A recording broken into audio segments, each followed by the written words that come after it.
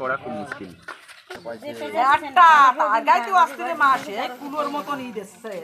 বস্তা দেশে বস্তার মধ্যে ঢুকতেছে না ফোনা ব্যাগাই রয়েছে।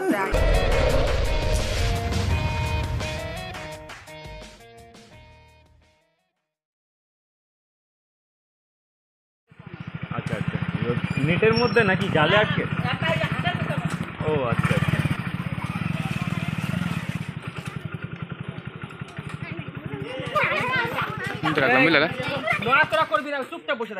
Hello everyone, welcome back to Reptopedia. আর আমি রেপ্টোপিডিয়া থেকে জয়দেব মজুমদার। আবারও একটা ওয়াইল্ড লাইফ রেস্কিউ ভিডিও নিয়ে দেখা গেল। তো বর্তমানে যে লোকেশানে এসেছি এটা দেবগ্রাম চণ্ডীতলা হরিচাঁদ গুরুচাঁদ যে মন্দির রয়েছে তার পেছনে দিকে বিজয় পাগলের বাড়ি। তো এখানে কোনো বিষধর সাপ রয়েছে, দাদারা সকালে দেখেছে। আর যেহেতু এখন যে গরম পড়েছে তার জন্য কিন্তু সাপের আনাগোনা অনেক বেড়ে গেছে। আর এই সময় যে টেম্পারেচার থাকে তাতে কিন্তু সাপ কিন্তু অনেক ডিফেন্সিভ থাকে আর অনেকটাই অ্যাক্টিভ থাকে। তো এই কারণেই কিন্তু আমাকে সাবধানে রেস্কিউ করতে হবে। নো স্ট্যান্ড, অনলি সেফটি, এইভাবেই কাজ করতে হবে। তো দেখি কী সাপ আছে, ভিডিওর সঙ্গে কন্টিনিউ।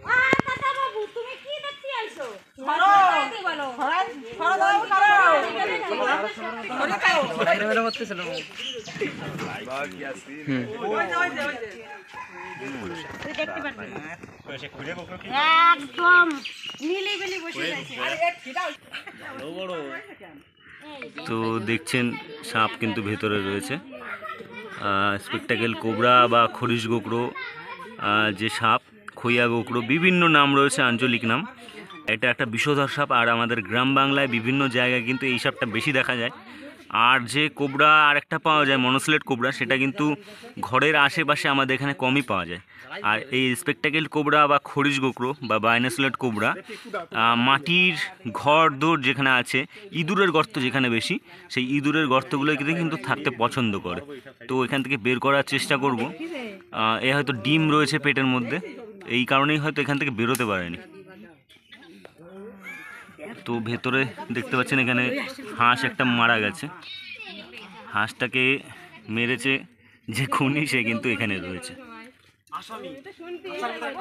আসামি পাওয়া গেছে।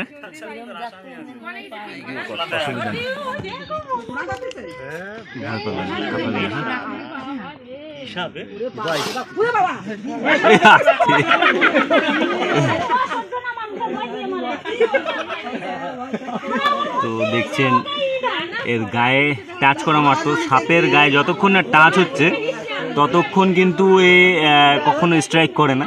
কিন্তু টাচ হলেই তখন কিন্তু ভয়ের জন্য স্ট্রাইক করে, এটা কিন্তু হয়।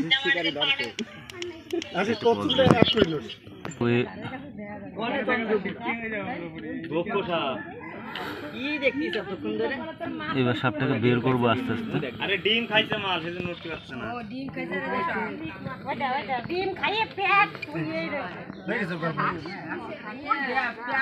ওরে ডিম খেয়ে পেট দেখো বাবা এই একটাই খাইছে।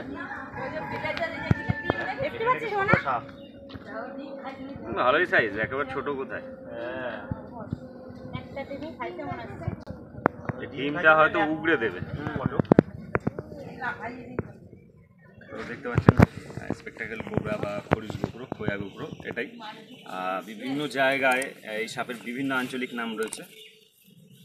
অ্যাকচুয়ালি এই ধরনের সাপ কিন্তু অনেকে মনে করেন যে ওপরে উঠতে পারে, টালির চালে বাইতে পারে, এরকমটা কিন্তু খুব কম দেখা যায়। দেখা যায় দারাস বা অন্য ধরনের যেসব সাপগুলো রয়েছে তারাই কিন্তু বেশি বাইতে পারে। একটু সাইডের দিকে নিয়ে যাই, পরিষ্কার জায়গা যাও যদি যায়, নাহলে এখানটা ঠিক আছে।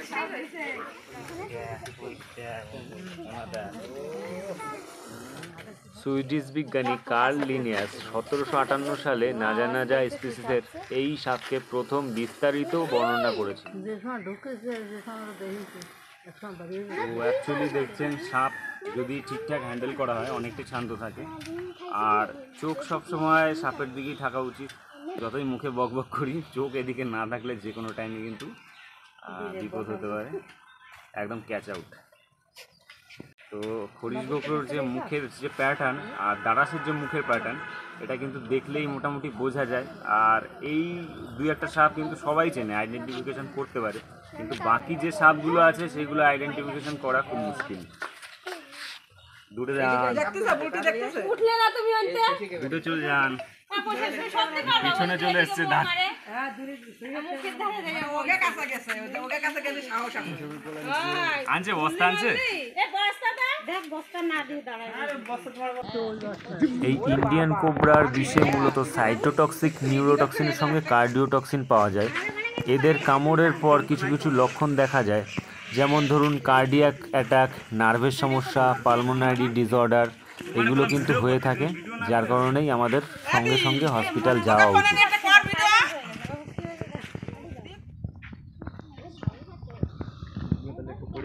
হ্যাঁ, এই যে গোপ সাপ, এই যে গোপি হইছে না করি। তুই আর দেখবি হাই, এই ও শশী কি খেসায় ধুইছে, এই যে বের করে ধরলো।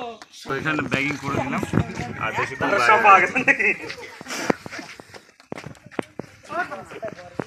কে আনবা? আম্মা তো সাপের দিকে খুব ইন্টারেস্ট, সাপ দেখার। বাড়ি একটা মজা হয়েছে দেখে কতকাল দেখে না কি জানি তাই। আরে ঢোক যা, ঢোকে না, বসে দিয়ে রাখছে, যাচ্ছে না। একটা টার্গাইতে আসতে মাসে কুলোর মতন ই দিচ্ছে ফনা। বস্তা দেশে বস্তার মধ্যে ঢুকতেছে না ফনা, ব্যাগাইয়ে রয়েছে ব্যাগ। এই মানুষের মুখের মতো দেখাচ্ছে বর্তমানে দূরেই থাকে। আশের খেতায় ডিম ছিল, আসছে না, আশাটা খাইছে, ডিম খাইছে। রাখি দিলাম আমি আমার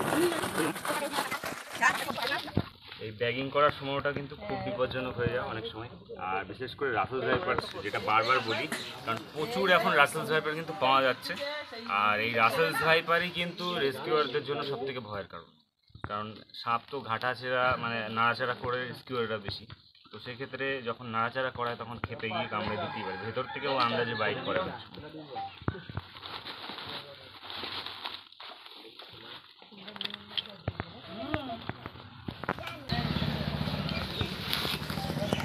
তো দেখলেন অনেকটা নিরিবিলিভাবে সাপটা রেস্কিউ করা হলো। আর অ্যাকচুয়ালি এরা মানুষের তো জীবজন্তু, ওয়াইল্ড জীবজন্তু যারা আছে, বন্য জীবজন্তু, এরা কিন্তু মানুষের সান্নিধ্যে আসা মানে মানুষের টাচ বা সামনে পড়ে গেলে এরা সেটা পছন্দ না এদের, এরা নিরিবিলি জঙ্গলের জীব, জঙ্গলেই থাকতে চায়। যেটা কথা আছে, বনেরা বনে ভালো, শিশুরা মাতৃ জঠরে, তো সেরকমভাবেই এরা কিন্তু জঙ্গলে ছেড়ে দেওয়ার জন্যই ওয়াইল্ড, এদের অ্যাক্ট রয়েছে, কিছু আইন রয়েছে এদের নিয়ে। তো সেই কারণে আমরা নির্দিষ্ট জায়গায় একে সুরক্ষিতভাবে ছেড়ে দেবো, যাতে মানুষও সেফ থাকে, এরাও সেফ থাকে। তো দেখা হচ্ছে অন্য কোনো ভিডিও নিয়ে, ততক্ষণের জন্য বিদায় নিচ্ছি। সবাই আপনারা অনেক অনেক ভালো থাকবেন, সুস্থ থাকবেন, আর এই ধরনের ভিডিও যদি পেতে হয় সাবস্ক্রাইব করে রাখবেন চ্যানেল। এই শশী আমার মা দেখিছে।